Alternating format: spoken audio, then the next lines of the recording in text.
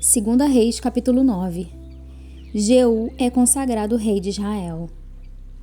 Enquanto isso, o profeta Eliseu chamou um dos discípulos dos profetas e lhe disse: Põe a capa por dentro do cinto, pegue este frasco de óleo e vá a Ramote de Gileade.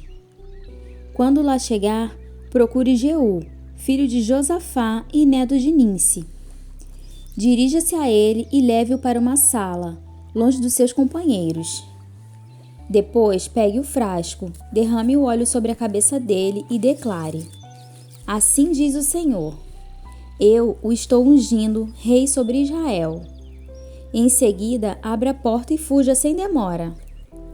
Então, o jovem profeta foi a Ramote de Gileade.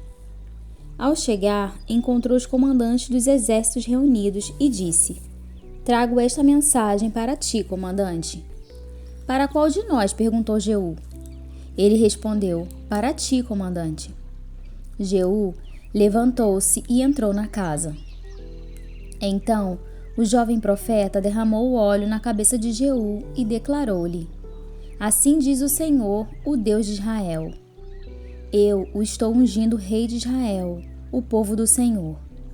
Você dará fim à família de Acabe, seu senhor, e assim eu vingarei o sangue de meus servos, os profetas, e o sangue de todos os servos do Senhor, derramado por Jezabel. Toda a família de Acabe perecerá. Eliminarei todos os do sexo masculino de sua família em Israel, seja escravo, seja livre. Tratarei a família de Acabe como tratei a de Jeroboão, filho de Nebate, e a de Baasa, filho de Aías. E Jezabel será devorada por cães num terreno em Jezreel, e ninguém a sepultará. Então ele abriu a porta e saiu correndo. Quando Jeú voltou para junto dos outros oficiais do rei, um deles lhe perguntou: Está tudo bem? O que esse louco queria com você? Jeú respondeu: Vocês conhecem essa gente e sabem as coisas que eles dizem. Mas insistiram: Não nos engane, conte-nos o que ele disse. Então Jeú contou. Ele me disse o seguinte: Assim diz o Senhor: Eu estou ungindo rei sobre Israel. Imediatamente eles pegaram seus mantos e os estenderam sobre os degraus diante dele. Em seguida tocaram a trombeta e gritaram: Jeú é rei. A morte de Jorão e de Acazias. Então Jeú, filho de Josafá e neto de Ninsi, começou uma conspiração contra o rei Jorão, na época em que este defendeu, com todo Israel, Ramote de Gileade contra Azael, rei da Síria. O rei Jorão tinha voltado a Jezreel para recuperar-se dos ferimentos sofridos na batalha contra Azael, rei da Síria. Jeú propôs: Se vocês me apoiam, não deixem ninguém sair escondido da cidade para nos denunciar em Jezreel.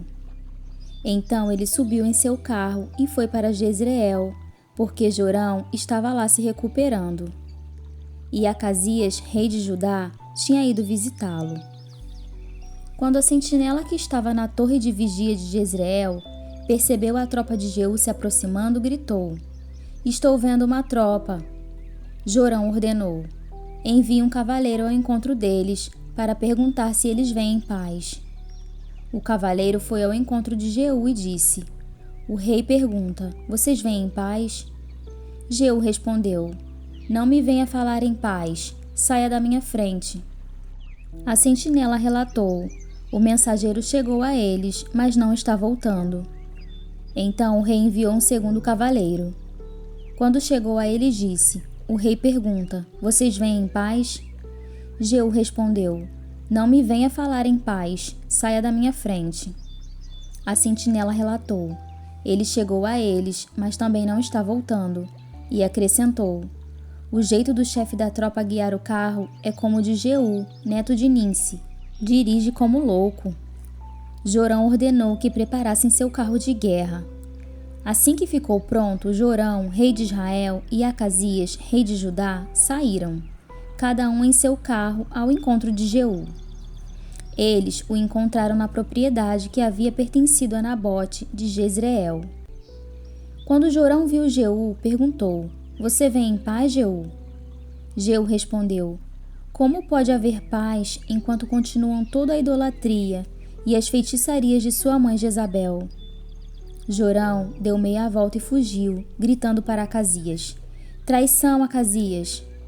Então Jeú disparou seu arco com toda a força e atingiu Jorão nas costas. A flecha atravessou-lhe o coração e ele caiu morto.